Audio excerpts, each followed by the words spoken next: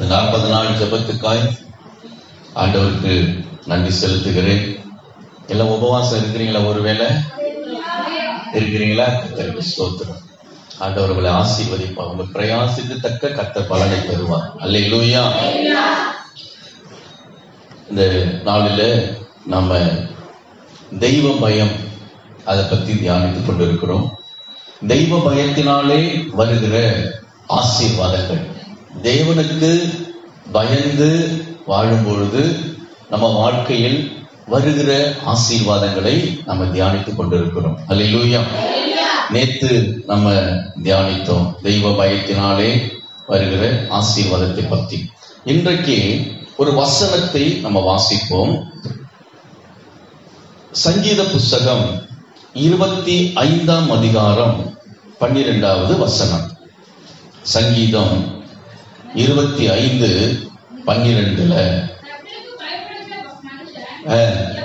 எவனோ போதிப்பார். அல்லேலூயா. ஆண்டவருக்கு பயந்து நடக்கிறவர்களுக்கு கர்த்தர் தம்முடைய வழிகளை அவர் போதிக்கிறார். அல்லேலூயா. நம்ம வாழ்க்கையில சில நேரத்துல சில சூழ்நிலையில என்ன செய்வதென்று புரியாம நிற்போம். ஒரே குழப்பத்தின் மத்தியில் இருப்போம். என் குடும்பத்தில் இருக்கப்பட்ட நிலைமை வந்துருச்சு, என்ன செய்வதென்றே தெரியலையே அப்படின்னு நம்ம என்ன செய்வோம்? திகைத்து போய் நிற்போம். ஆனா கர்த்தருக்கு பயப்படுற பிள்ளையா நீ இருந்துட்டனா, அப்படிப்பட்ட சூழ்நிலையில உனக்கு வழிகளை திறந்து அவர் வழி நடத்துகிற தேவனாய் இருக்கிறார். அல்லேலூயா. அல்லேலூயா. அப்ப ஆண்டவருக்கு யார் பயந்து நடக்கிறார்களோ அவர்களுக்கு வழிவாசல் ஆண்டவர் திறந்துகிட்டே இருப்பார். எந்த வாசலும் அவருக்கு மூடப்பட்டு இருக்காது. எத்தனை பேர் வந்து வழிகளை தடுத்தாலும் கர்த்தர் வழிகளை உண்டு பண்ணி கொண்டே இருப்பார். அல்லேலூயா. நீதிமொழிகள் புஸ்தகம் 16ஆம் அதிகாரம் 2வது வசனத்துல நீங்க வாசித்து பார்த்தீங்கன்னா அதுல சொல்லப்பட்டிருக்கு. நீதிமொழிகள் 16:2 மனுஷனுடைய வழிகள் எல்லாம் அவன் பார்வைக்கு சுத்தமானவைகள், கர்த்தரோ ஆவிகளை நிறுத்து பார்க்கிறார். அல்லேலூயா. நமக்கு 2 வழி நம்ம செயல்படுவோம். ஒண்ணு தேவன் வைத்திருக்கிற வழி. அல்லேலூயா.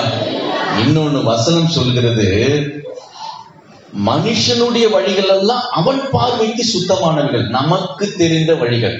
அதாவது என்னன்னா, நமக்கு எது பிடிக்குமோ, எது நமக்கு நலமாக தோன்றுகிறதோ அந்த வழியை நம்ம தேர்ந்தெடுப்போம். அல்லேலூயா. அது சில நேரத்துல பாவத்தின் வழியா இருக்கலாம், சில நேரத்துல நமக்கு ஆதாயம் கிடைக்கும், ஆசீர்வாதம் கிடைக்கும். நம்ம சுயமாய் முடிவெடுக்கிற வழிகள். அல்லேலூயா. அப்ப அப்படிப்பட்ட வழிகள்ல நமக்கு நிறைய ஆபத்துகள் உண்டு. ஆனா தேவன் நமக்கு காட்டுகிற வழியில சமாதானத்தின் ஊற்றி எப்போதும் இருக்கும். அல்லேலூயா. அவர் வழியில என்ன இருக்கும்? சமாதானம் இருக்கும், பாதுகாப்பு இருக்கும். அங்க நாச மோசங்கள் எதுவும் நம்மளை அணுகாது. அதான் கர்த்தருக்கு பயந்து நடக்கிற பிள்ளையுடைய வாழ்க்கையில ஆண்டவர் செய்கிற பெரிய ஆசீர்வாதம். அல்லேலூயா. ஆனா நம்ம எந்த முடிவும் நாம தேர்ந்தெடுத்து சில வழிகள்ல போகக்கூடாது. இதை செய்வோம், இதை செஞ்சிருவோம். இல்ல, ஆண்டவர்கிட்ட ஜெபம் பண்ணி கர்த்தர்ட்ட கேட்கணும், என்ன நல்வழிப்படுத்துங்க ஆண்டவர், நல்ல பாதையில் என்ன நடத்துங்க. அல்லேலூயா. அப்ப மனுஷனுடைய பார்வை வழி எப்படி இருக்குமா? அவனுக்கு செம்மையானதாய் தோன்றும். ஒரு உதாரணத்தை சொல்கிறேன். ஆபிரகாம் ஆண்டவர் அழைத்தாரு. ஆபிரகாமோடு ஆபிரகாமனுடைய சகோதரனுடைய மகன் லோத்து வந்தார். அப்ப இருவரும் சேர்ந்துதான் வந்து இருக்கும் பொழுது இருவருடைய சம்பத்தும் பெரியது. ஆபிரகாமுக்கும் திரளான ஆடு மாடுகள் பெரியது. ஆபிரகாமுக்கோடு லோத்து இருந்தான். அந்த லோத்தும் தேவனை தான் வணங்கினான், தேவனுக்கு முன்பாக நீதிமானா இருந்தான். அல்லேலூயா. அல்ல, கர்த்தர் லோத்துவும் ஆசீர்வதித்தான். இப்ப 2 பேரு மந்தையும் பெருகுவதனால அந்த ஒருமித்து வாசம் பண்ண முடியாத அளவுக்கு அவங்க இருந்தாங்க. அல்லேலூயா. அப்ப ஆபிரகாமுடைய வேலைக்காரர்களுக்கும் லோத்துவின் வேலைக்காரர்களுக்கும் அடிக்கடி பிரச்சனை வந்துகிட்டே இருந்துச்சு, சண்டை வந்துகிட்டே இருந்துச்சு. அப்ப ஆபிரகாம் லோத்தை கூப்பிட்டு சொன்னாரு, அப்பா, நீ என்னோட சகோதரனா இருக்கிற, உனக்கு எனக்கு எதுக்கு பிரச்சனை? நீ இந்த பூமி நமக்கு முன்பாக இருக்கிறது, நீ எங்க போகணுமோ அங்க நீ போ. நீ வடக்க போனா நான் தெற்க போறேன், நீ கிழக்க போனா நான் மேற்க போறேன் அப்படின்னு ஆபிரகாம் சொல்றார். அப்ப லோத்து என்ன செய்வார்ன்றா, அவருக்கு ஒரு வழியை தேர்ந்தெடுப்பார். அந்த இடத்துல அவர் ஜெபம் பண்ணல, ஆண்டவர்கிட்ட கேட்கல, ஆண்டவரே நான் எங்க போகணும்னு ஆண்டவர்கிட்ட கேட்கல, அவரே ஒரு பாதையை தேர்ந்தெடுத்தார். அந்த பாதை எப்படிப்பட்டதா இருந்துச்சுன்னா, செழிப்பான ஒரு பாதை. அந்த பாதை எப்படி இருந்துச்சு? செழிப்பா இருந்துச்சா. ஏதேன் தோட்டத்துக்கு போல செழிப்பா இருந்துச்சு. அந்த பட்டணத்துக்கு போற வழி, சோதம் கோபுர பட்டணத்துக்கு போற வழி எப்படி இருந்துச்சா? ஏதேனின் தோட்டத்தை போல செழிப்பா இருக்கிறதை கண்டு அதை தெரிந்தெடுத்து லோத் அந்த பாதையில போனான். அல்லேலூயா. நம்ம பார்வைக்கு அப்படிதான், பார்க்கறதெல்லாம் செழிப்பா தெரியும். என்னது பார்க்கறதெல்லாம் செழிப்பா தெரியும், அங்க போனதான் தெரியும் எவ்வளவு பிரச்சனை இருக்குன்னு. அல்லேலூயா. இன்னொன்னு சொல்லுவாங்க, அக்கறைக்கு இக்கரை பச்சையா இருக்குன்னு சொல்லுவாங்க. அல்லேலூயா. இந்த லோத்து செழிப்பை பார்த்து அவர் அங்க சென்றார். அந்த இடம் எப்படிப்பட்ட இடமா இருந்துச்சுன்னா, செழிப்பு இருந்துச்சு, ஆனால் பாவத்தினாலும் சாபத்தினாலும் நிரப்பப்பட்ட இடம். அல்லேலூயா. வேசித்தனமும் விபச்சாரமும் பெருகியிருந்த இடமாய் அந்த இடம் காணப்பட்டது. எல்லா அருவருப்பும் அந்த பட்டணத்துல அவன் சென்ற இடத்துல காணப்பட்டது. அதனால என்ன நடந்தது பாத்தீங்கன்னா, அந்த பட்டணம் ஆண்டவர் அழித்தார். அந்த பட்டணத்தில் உள்ள ஜனங்கள் அழிந்தார்கள். லோத்துடைய எல்லா ஆஸ்தியும் அழிந்து போனது. இப்ப இவனும் இவனுடைய 2 பிள்ளைகள் மட்டும் தான் தப்பிச்சாங்க. இவனுடைய மனைவி என்ன செஞ்சா, ஆண்டவர் சொல்லுவார், இந்த பட்டணத்தை அழிக்க போறேன், நீ பின்னிட்டு பார்க்காம ஓடுன்னு ஆண்டவர் சொன்னார். ஆனா இந்த அம்மா என்ன செஞ்சிச்சு? இதுக்கு செழிப்பு, ஐயோ பொருள் போச்சே, நகை போச்சே, பணம் போச்சு, திரும்பி பார்த்துச்சு, உப்பு தூணா அப்படின்னு நின்றுச்சு. அல்லேலூயா. நம்ம நேரத்துலயும் இப்படிதான், சில பாவத்தை விட முடியாது, சில காரியத்தை விட மாட்டேன். ஏன்? நமக்குள்ள அந்த இச்சை, அந்த ஆசை நம்ம ஒட்டிக்கிட்டே இருக்கும். அல்லேலூயா. இதை விட்டுட்டு எட்ட வந்துருன்னு ஆண்டவர் சொல்லிட்டே இருப்பாரு. அதை நம்ம என்ன செய்வோம்? விட மாட்டோம். செழிப்பு நமக்கு அது செழிப்பா தெரியும், ஆனா அதுதான் நம்மளை அழித்து போடுகிற காரியமா இருக்கும். அல்லேலூயா. அப்ப 2-3 பேர் தப்பிச்சாங்க. லோத்து, அவனுடைய 2 மகள். அவங்க மூலமாய் ஒரு அருவருப்பான சந்ததியே உருவாச்சு. அம்மோன் புத்திரர்கள், மோவா புத்திரர்கள். அல்லேலூயா. அப்ப பாருங்க, நம்மளுடைய பார்வைக்கு எதெல்லாம் செழிப்பா தெரிகிறதோ, எதெல்லாம் ஆசீர்வாதம் இருக்குன்னு நம்ம நினைக்க கூடாது. தேவனிடத்துல ஜெபம் பண்ணி, ஆண்டவரே நல்ல பாதையில நீங்க நடத்துங்க. அல்லேலூயா. ஆபிரகாம் ஜெபம் பண்ணார், நான் எங்க போன, ஆண்டவர் சொன்னார், நீ எப்படியும் கானான் தேசத்துக்கு அப்படியே போப்பா அப்படின்னு. அது வறண்ட பூமியா இருந்துச்சான். ஆபிரகாம் போன பக்கம் எப்படி இருந்துச்சு? வறண்ட பூமி. லோத்து போன சைடு நீர்வளம் பொருந்திய செழிப்பாய் பாலைவன சோலையா இருந்துச்சு. ஆனா அங்க அழிவு உண்டாச்சு, இங்க ஆசீர்வாதம் பெருகுச்சு. அல்லேலூயா. அப்ப தேவனுக்கு பயந்து வாழும் பொழுது நம்மளுடைய வழிகளை அவர் செம்மைப்படுத்துகிறார், அவர் நடத்துகிற தேவனாக இருக்கிறார். நீதிமொழிகள் புஸ்தகம் 16ஆம் அதிகாரம் 3வது வசனத்தை வாசித்து பார்த்தீங்கன்னா, நீதிமொழிகள் 16:3 உறுதிப்படும். அல்லேலூயா. நீ ஒண்ணு யோசிக்கிறாங்க, நீ ஒண்ணு அறிவாளியா நினைக்காத, நீ எல்லாத்தையும் எனக்கு எல்லாம் தெரியும் செய்யாத. உன் யோசனைகள், உன் ஆலோசனைகள் எல்லாவற்றையும் கர்த்தர்ட்ட ஒப்புவித்துரு. அவர் என்ன செய்யறாரு? உன் யோசனையை அவர் உறுதிப்படுத்துவார். இது செய்யலாமா செய்யக்கூடாதா அப்படின்னா அவர் உங்களுக்கு வழி நடத்துவார். அல்லேலூயா. அல்லேலூயா. ஆண்டவருக்கு பயந்து வாழ்கிறவர்களாய் நம்ம காணப்பட வேண்டும். இஸ்ரவேல் ஜனங்கள் எகிப்திலிருந்து கானானுக்கு வந்தாங்க. அடிக்கடி அதை நம்ம தியானிச்சுட்டே இருக்கிறோம். அல்லேலூயா. எகிப்திலிருந்து கானானுக்கு வருவதற்கு 40 நாள்ல வந்துடலாமா? எத்தனை நாள் நடந்தா 40 நாள்ல வந்துடலாமா? ஆனா எவ்வளவு நாள் வந்து சேர்ந்தாங்க? 400 வருஷம் ஆயிடுச்சு. 40 நாள்ல நடக்க வேண்டியத. என்ன காரணம்னா, ஆண்டவருடைய சொல்ற வழியில அவன் நடக்கவே இல்லை. அப்போ வர வழியிலேயே எல்லாம் புரட்டாட்டம். அவன் ஒரு வழியை தெரிந்தெடுத்து சில காரியங்களை செஞ்சதுனால 400 வருஷம் ஆச்சு வந்து சேர்வதற்கு. அல்லேலூயா. நம்ம வாழ்விலும் அப்படிதான். ஆண்டவருடைய வார்த்தைக்கு கீழ்ப்படியாம, கர்த்தருக்கு பயப்படாம நம்ம என்ன காரியம் செஞ்சாலும் அந்த காரியத்துல ஒரு ஆசீர்வாதத்தை பார்க்கவே முடியாது. அல்லேலூயா. அப்படியே கை மேல பலன் வர மாதிரி தான் இருக்கும். உன் கையில பிடிக்கிறதுக்குள்ளே அந்த பலன் போயிடும். நம்மளா தேர்ந்தெடுக்கிற ஆசீர்வாதம் அப்படிதான் இருக்கும். ஆனா கர்த்தர் கொடுக்கிற ஆசீர்வாதத்துல சமாதானமும் சந்தோஷம் இருக்கும். அதுல மீதி எடுத்து ஆண்டவர் உன்னை உயர்த்துவார். அல்லேலூயா. சரி, தமக்கு பயந்தவர்களை அவர் வழி நடத்துகிறார் அப்படின்னு நம்ம பார்த்தோம். இப்ப இன்னொரு சம்பவத்தை நான் சொல்ல விரும்புகிறேன். தாவீதை பத்தி ஒரு காரியத்தை நான் சொல்ல விரும்புகிறேன். இது ஏற்கனவே உங்களுக்கு சொல்லி இருக்கிறேன். 1 சாமுவேல் 30ஆம் அதிகாரத்தை நீங்க எடுத்துக்கொள்ளும் போது அது 1வது வசனத்தை நீங்க வாசித்து பார்த்தீங்கன்னா அதுல ஒரு சம்பவம் இருக்கிறது. அதாவது தாவீதும் அவன் மனுஷரும் 3ஆம் நாளிலே சிக்லாவுக்கு வந்து சேர்றதுக்குள்ளே அமலேக்கியர் தென்புறத்து சீமையின் மேலும் சிக்லாக்கு மேல் விழுந்து சிக்லாக்கை கொள்ளையடித்து அது அக்கினியால் சுட்டு எரித்து அதில் இருந்த ஸ்திரீகளையும் சிறியவர்களையும் பெரியவர்களையும் சிறைப்பிடித்து ஒருவரையும் கொன்று போடாமல் அவர்களை பிடித்துக் கொண்டு தங்கள் வழியே போய்விட்டார்கள். அப்பொழுது தாவீது 4வது வசனம், அவனோடு இருந்த ஜனங்களும் அழுகுதற்கு தங்களில் பலன் இல்லாமல் போக மட்டும் சத்தமிட்டு அழுதார்கள் அப்படின்னு பார்க்கிறோம். அல்லேலூயா. இது என்னன்னா, தாவீது அவனுடைய மனுஷர்கள் எல்லாம் கொஞ்சம் பேரு ஒரு இடத்துல குடியிருக்கிறாங்க, கூடாரம் போட்டு. அல்லேலூயா. இந்த சவுல் ராஜாவுல துரத்தப்பட்ட பொழுது பயந்து போய் இவன் பிள்ளைகள் இவனுக்கு கூட இருந்த நிறைய யுத்த வீரர்கள் இருந்தாங்க. இவங்கெல்லாம் ஒரு இடத்துல சிக்லாக் என்ற இடத்துல ஒரு கூடாரம் அமைத்து அங்க இருந்தாங்க. அப்ப தாவீதும் அவருடைய மனுஷர்கள்லாம் இவங்க வெளியில போயிட்டாங்க யுத்தத்துக்கு.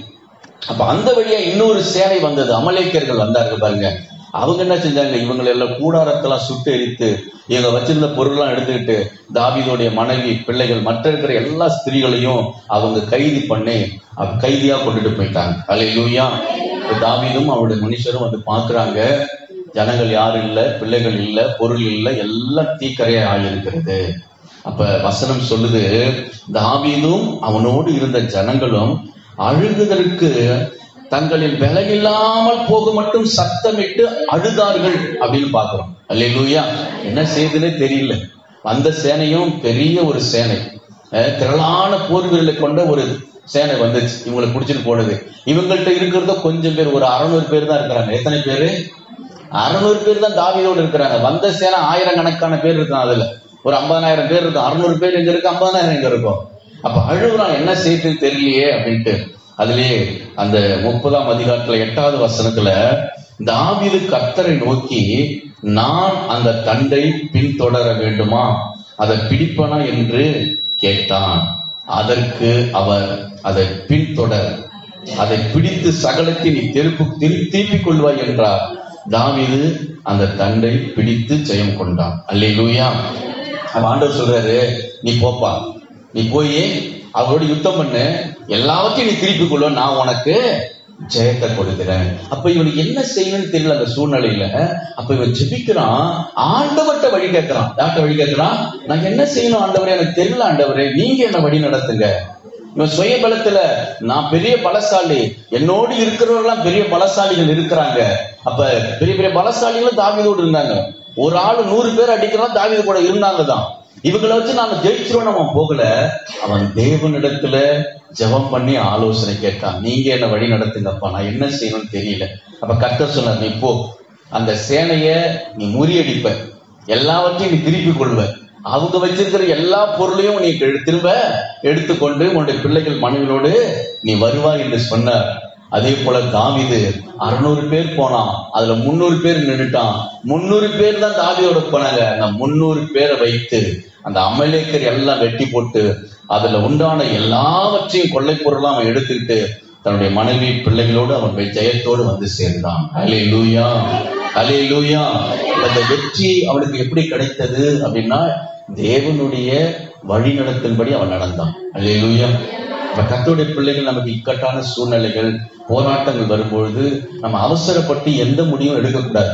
ஒண்ணு ஊழியக்காரர்கிட்ட ஜெபம் பண்ணணும், இல்ல சபைக்கு ஓடி வந்துடணும். ஓடி வந்து நம்ம என்ன செய்யணும், ஜெபம் பண்ணி ஆண்டவரை ஏதாவது வழிவாசல நீங்க நடத்துங்க, ஏதாவது அந்த சூழ்நிலையை மாற்றுங்க அப்படின்னு நாம ஜெபிக்கும் பொழுது கர்த்தர் பொறுப்படுத்துகிறோம். அல்லேலூயா. நம்ம சில நேரத்துல என்ன செய்யறோம்னா, நாமளே நம்முடைய பலத்திலே சில காரியத்தை செய்ய நாம எல்லாவற்றையும் நாம செஞ்சிடறோம். ஏன்னா பலத்துல நான் செஞ்சிருவேன், நான் சரி பண்ணிடுவேன், இதெல்லாம் முடிஞ்சிடும் அப்படின்னு செய்யறோம். அதுதான் நமக்கு பிரச்சனையா மாறிடும். அல்லேலூயா. நம்மளால முடியும் என்றாலும் முதல்ல தேவனிடத்துல ஒரு விண்ணப்பத்தை வச்சிடணும். அல்லேலூயா.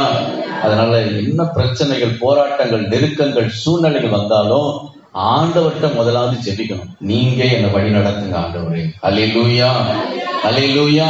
கர்த்தருக்கு ஸ்தோத்திரம். நீங்க என்ன வழி நடத்துங்க. இன்னொரு நபரை பத்தி நான் சொல்லி முடிக்க விரும்புகிறேன்.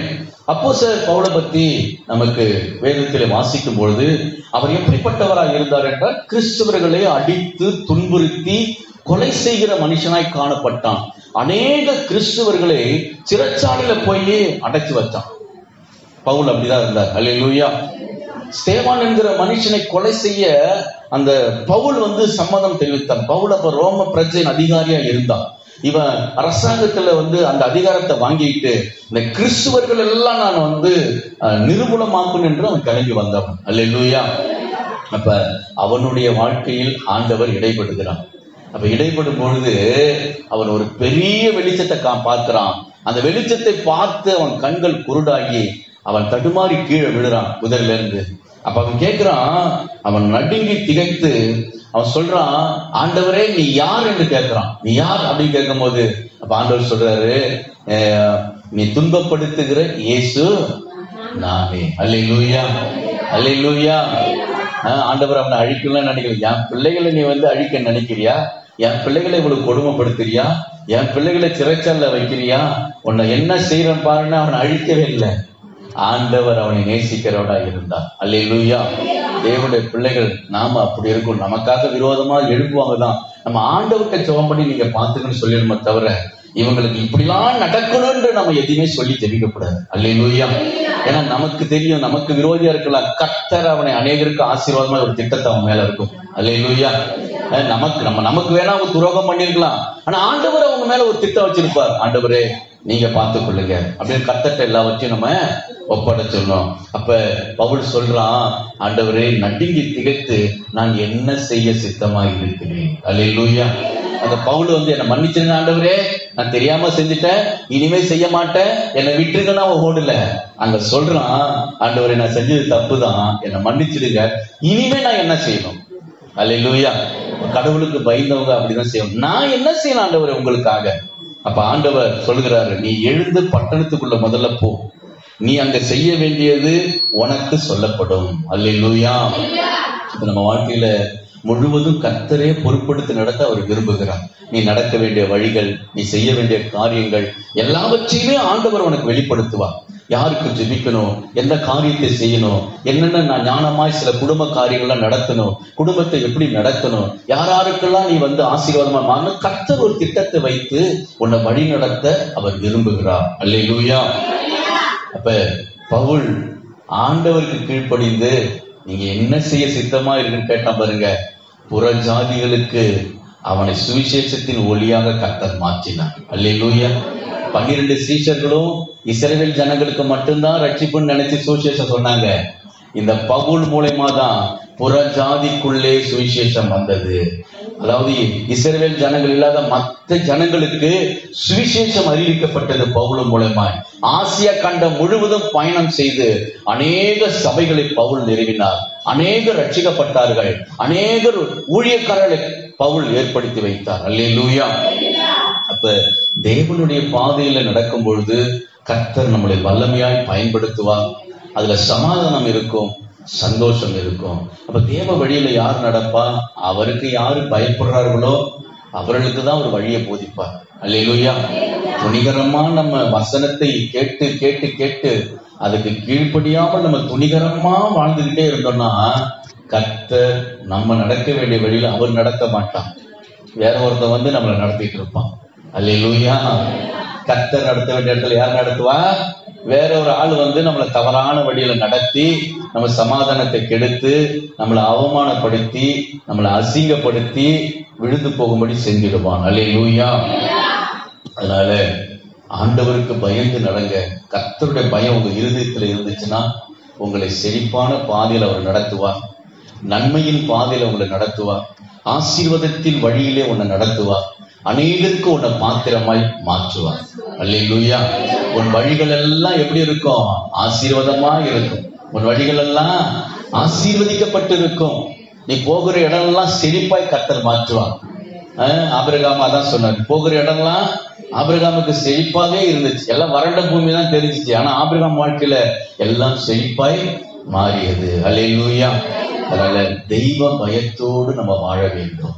கடவுளுக்கு பயப்படுகிற பயம் இருக்கணும். அல்லேலூயா. ஆண்டவருக்கு பயந்து நடக்கும் பொழுது அவர் வழிகளை உண்டு பண்ணி நம்மளை போதித்து நடத்துகிறவராய் இருக்கிறார். வழியை அவர் போதிக்கிறாரா நமக்கு. அல்லேலூயா. அதனால தெய்வ பயத்தோடு தேவனுக்கு கீழ்ப்படியுங்கள். கர்த்தர் உங்களை அற்புதமாய் அவர் நடத்த வல்லவராய் இருக்கிறார். நம்ம எழுதி நின்று நம்ம ஜெபிப்போமா. நல்ல ஆண்டவரே, உம்மை துதிக்கிறோம் சுவாமி. இந்த மாலை வேலைக்காய் நன்றி ஆண்டவரே. 40 நாள் உபவாச ஜெபத்துக்காய் ஸ்தோத்திரம். இல்ல வாஞ்சியோடு வைராக்கியத்தோடு இந்த ஜெபத்துல நான் ஜெபித்து ஒரு அற்புதத்தை பெற்றுக் கொள்ளுவேன், என் வாழ்க்கையில நிச்சயம் நடக்கும் என்று விசுவாசித்து வந்த உடைய பிள்ளைகளை நீ பார்க்கிறீர் ஆண்டவரே. கர்த்தர் அதற்கான பிரதிபலனை நீங்க தருவதற்காய் நன்றி செலுத்துகிறோம் ஆண்டவரே. ஒரு அற்புதத்தை இவங்க சுதந்திரத்துக் கொள்வதற்காய் நன்றி. நெடுநாளாய் நெடு வருஷமாய் தடைப்பட்ட காரியங்களை இந்த 40 நாளில கர்த்தர் நீங்க உடைத்து போடுவதற்காய் நன்றி ஆண்டவரே. அற்புதமாய் நீங்க நடத்த போவதற்காய் ஸ்தோத்திரம். தெய்வ பயத்தை எங்களுக்கு கொடுங்க ஆண்டவரே. தேவனுக்கு பயப்படுகிற பயமுள்ள இருதயத்தை எங்களுக்கு நிரப்பும்படியாக ஜெபிக்கிறோம் ஆண்டவரே. இந்த வார்த்தைக்கு கீழ்ப்படிந்து நடக்க உதவி செய்யுங்க. உமக்கு பயந்து நாங்கள் நடக்கும் பொழுது கர்த்தர் எங்களை நடத்துகிறீர் ஆண்டவரே. உடைய சர்வ வல்லமுள்ள கரம் எங்களை நடத்தும். இந்த வானத்தையும் பூமியும் படைத்த சர்வ வல்லமுடைய கரம் நம்மளை நடத்தக்கூடியதா இந்த கரம் நம்மளோடு இருக்கும். இஸ்ரவேல் ஜனங்களே ஆண்டவர் வழி நடத்தினார். அல்லேலூயா. மேக ஸ்தம்பத்தினாலும் அக்கினி ஸ்தம்பத்தினாலும் வழி நடத்துவது போல கர்த்தர் நம்மளை வழி நடத்துவார். ஆண்டவருக்கு நீங்க உங்களை ஒப்பு கொடுங்க. அந்த ஒவ்வொருவரையும் ஆசீர்வதிங்கப்பா. ஒவ்வொரு மேலும் தேவ கிருபை தங்கட்டும் ஆண்டவரே. இந்த வேலையில யாரெல்லாம் துக்கத்தோடு இருதயத்துல ரொம்ப துக்கமா இருக்கிறார்களோ கர்த்தர் அவர்களுக்கு ஆண்டவரே சமாதானத்தை கொடுங்க ஆண்டவரே. உங்கள் துக்கம் சந்தோஷமாய் மாறும் என்று ஆண்டவர் சொல்லுகிறார். ஆண்டவரே, துக்கத்தை நீக்குகிறவர் அவர் தான். நானே உனக்கு ஆறுதலை வர பண்ணுவேன், நான் உனக்கு ஆதரவாய் இருப்பேன், நான் உனக்கு கேடகமாய் இருப்பேன் என்று கர்த்தர் வாக்குரைக்கிறார். அல்லேலூயா. அந்த பிள்ளைகளுடைய வாழ்க்கையில துக்கம் எல்லாம் மாறட்டும் ஆண்டவரே. ஆண்டவரே, சமாதானம் சந்தோஷத்தினால நிரப்புங்க. தேவைகளை சந்திங்க ஆண்டவரே. உடைய வாழ்க்கையை ஆசீர்வதிங்க ஆண்டவரை. உயர்த்தும்படியாக ஜெபிக்கிறோம் ஆண்டவரே.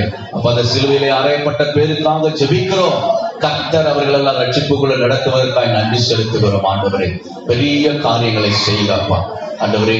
நாளைக்கு அதிகாலை உபவாச ஜெபமும் இருக்கிறது ஆண்டவரே. அதை ஆசீர்வதிங்க. அதிகாலையிலே கலந்து கொண்டு தேவனை தேடுங்க. அதிகாலையிலே தேடுகிறவன் என்னை கண்டடைவான் என்று சொல்லப்பட்டது போல நாளைக்கு நடக்கிற அதிகாலை ஜெபத்தை ஆசீர்வதிங்க.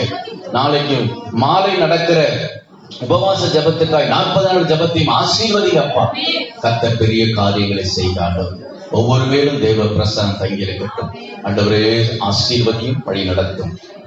இயேசுவின் நாமத்தில் ஜெபிக்கிறோம் நல்ல பிதாவே, ஆமென். என் ஆத்துமாவே கர்த்தரை ஸ்தோத்திரி, என் முழு உள்ளமே பரிசுத்த நாமத்தை ஸ்தோத்திரி. என் ஆத்துமாவே கர்த்தரை ஸ்தோத்திரி, கர்த்தர் செய்த சகல உபகாரங்களையும் மறவாதே. ஆமென், ஆமென்.